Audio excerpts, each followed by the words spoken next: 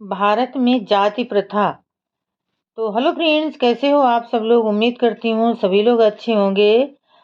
Friend, अब मैं अपने लेखन के तीसरे भाग पर आता हूँ, जिसका संबंध पूरे भारत में जात पात का उद्भव और विस्तार से है। जिस प्रश्न का मुझे उत्तर देना है वो ये है कि देश के अन्य गैर ब्राह्मण समुदायों में ये प्रथा कैसे फैली। इसके उत्तर में मेरा विचार है कि पूरे भारत में जात प्रथा के प्रचलन से ज्यादा पीड़ादायक उसके उद्भव का प्रश्न है। जैसा कि मैं समझता हूँ, इसका मुख्य कारण ये है कि इसका विस्तार और सूत्रपात दो अलग अलग बातें नहीं हैं।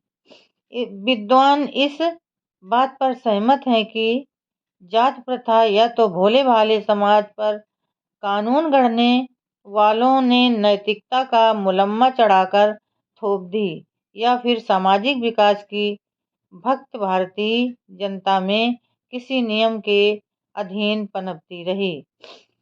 पहले मैं भारत के विधि निर्माता के बारे में बताना चाहूँगा।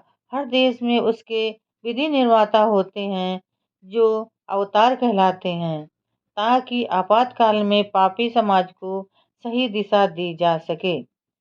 यही विधि निर्माता कानून और नैतिकता की प्रति स्थापना कहते हैं।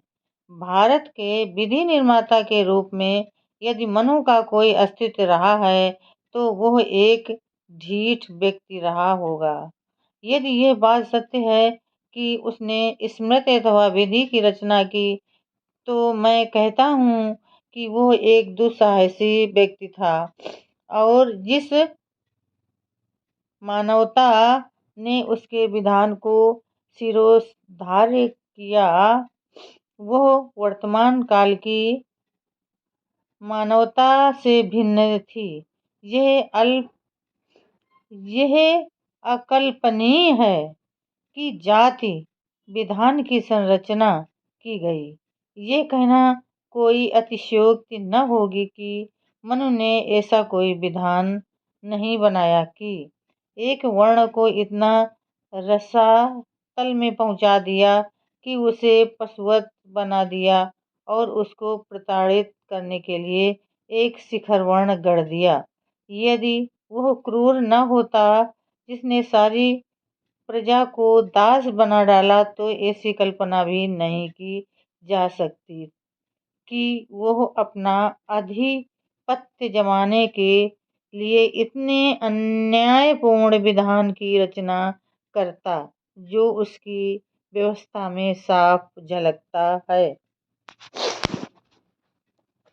मैं मनु के विषय में कठोर लगता हूँ, परंतु यह निश्चित है कि मुझमें इतनी शक्ति नहीं कि मैं उसका भूत उतार सकूं। वो एक शैतान की तरह जिंदा है, किंतु मैं नहीं समझता कि वो सदा जिंदा रह सकेगा। एक बात मैं आप लोगों को बताना चाहता हूँ कि मनु ने जाति के विधान का निर्माण नहीं किया, और न वह ऐसा कर सकता है। जाति प्रथा मनु से पूर्व विद्यमान थी। वो तो उसका पोषक था, इसलिए उसने उसे एक दर्शन का रूप दिया, परंतु निश्चित रूप से हिंदू समाज का वर्तमान रूप जारी नहीं रह सकता। प्रचलित जाति प्रथा को ही उसने संहिता का रूप दिया और जाति धर्म का प्रचार किया।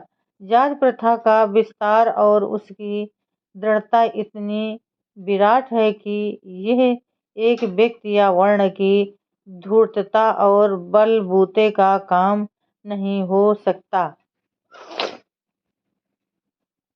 तर्क में यह सिद्धांत है कि ब्राह्मणों ने जाति संरचना की। मैंने मनु के विषय में जो कहा है, मैं इससे अधिक और नहीं कहना चाहता, सिवाय ये कहने के कि वैचारिक दृष्टि से यह गलत और इरादतन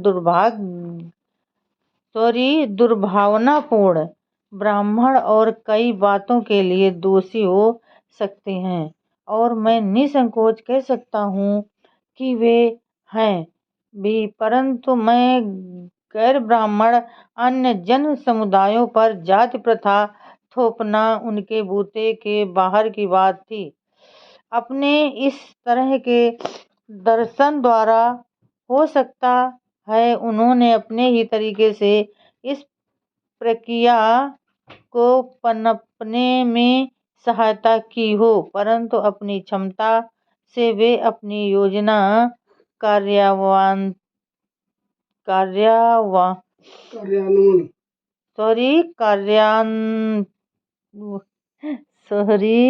कार्यान्वित नहीं कर सकते थे।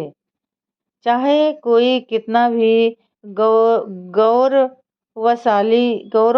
हो, चाहे कोई कितना ही कठोर क्यों न हो, अपने ढंग से समाज को चलाने में वो प्रशंसित हो सकता है, किंतु ये सिलसिला ज्यादा दिन नहीं चलता। मेरी आलोचना की तीव्रता पंथी हिंदुओं के मन में ये दृढ़ धारणा है कि हिंदू समाज किसी तरह जाति प्रथा की प्रणाली में ढल गया है।